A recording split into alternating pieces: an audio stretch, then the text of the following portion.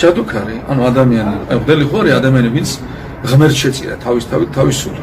ჯადოქარი არის ადამიანი, ვინც ეშმაკს შეწირა თავის სულეცა.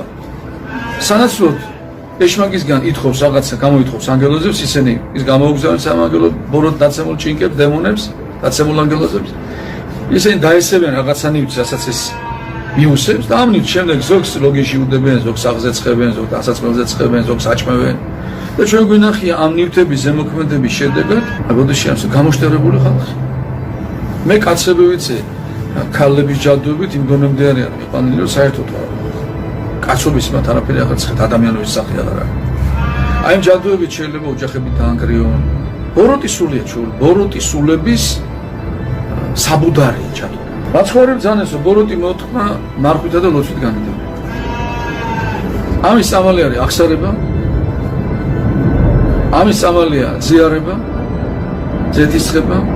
ასევე ეკლესიაში არის ესეთი მეთებულის მოწოდია, აი ადამიანში ჩაბუდებულია ბოროტის სულია შანე. მაშინ მიდის სასულიერო დღიდან ეს კითხულობს სპეციალურ ლოცვას, რომელსაც ხდება ამ ეშმაკის გამოდევნა ადამიანისგან, მაგრამ აბნელი გითხრათ რომ ამას ყველა ვერ კითხულობს.